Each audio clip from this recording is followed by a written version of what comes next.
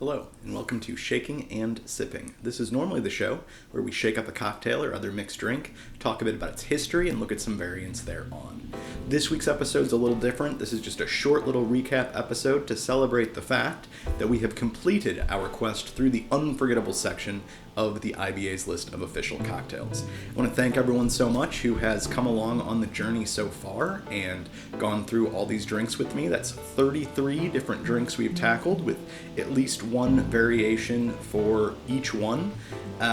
Some with quite a few variations, so we've really looked at a lot of drinks over a long time period here in the Unforgettables. So just a few thoughts on having gone through this process so far and where we're going next. I think it's been a really interesting and overall good list. I would say that there are some drinks on it that I'm not sure how unforgettable they are, right? I'm not certain how many people are thinking about a casino or a hanky-panky. And I'm not sure that those drinks have necessarily had a major impact on other drinks, but I think that overall, most of the drink classes covered have been good ones. Even something like a Brandy Crusto, which I don't think is a tremendously remembered or common drink, it does have some historical importance being a predecessor to other drinks, some of which we've also talked about on the show so far. I think my biggest takeaways have been sort of what I said right from the beginning in the introduction video, is that I really like the idea of what the IBA is doing, having this nice codified list of drinks that everyone can sort of start from and know the standard way to make and then be able to take it and make it their own, etc. But I do find the execution a bit disappointing. As we've seen through all these, most of these the IBA doesn't even try to give history. When it does, it's often incorrect. Variants are often not mentioned even when they're obvious, and some drinks are very reduced. So we see a dry martini with no discussion of the martinis that came before it or other types of martinis. There actually used to be a dirty martini on the IBA's list, which has now been removed. That'll be a future episode, is going through the removed drinks. But I do think that's disappointing in several different ones where there are clear and obvious variants, even ones that still exist today, and yet we don't fully cover them. I think my biggest disappointment on the list was the Porto Flip.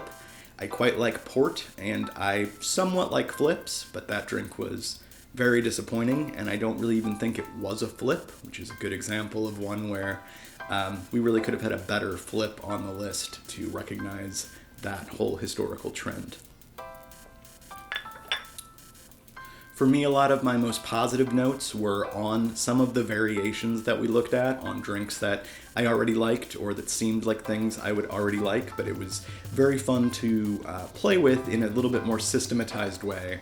Just what happens when you add a bit of extra sweetness or a bit of extra bitters, etc. to the drink, and see just how much those things can change for us. So those are my thoughts. I think they've been a good list of drinks. There are a couple drinks in the next section that we're about to dive into that I actually think maybe should have been on this list, so we'll cover those as we get to them. But I don't think this exhausted sort of the period of, mid-19th century all the way up to the late 30s, which these drinks were all in that period, but I think there are some other drinks we're going to get to that probably also had their start in that time, so I'm going to be interested to see why we've broken them apart there. So that's what I've been thinking about as we've been working through this list. I'd love to hear in comments below, anyone who's watched all of these, or at least many of them, what's been your either biggest excitement, surprise, or disappointment with the drinks here on, or which of the variants we've found from more modern bartenders and things have been kind of revelatory about a drink that might otherwise be eh. If you haven't seen them all yet, the playlist will be linked in the description below. The first couple episodes are but we definitely get a little better, I think. I would encourage you to watch all of those, like, share, subscribe, etc. As I mentioned in the previous video, we will be taking next week off, and we will be coming back the following week with something sort of holiday themed. And then in the final week of the year, we're going to jump right back into the next section of the IBA's list with a drink that I think is quite fitting for New Year's. Thanks so much to everyone who's been watching so far, and we have a heck of a lot more videos to come soon. Until the next video, happy sipping. Cheers.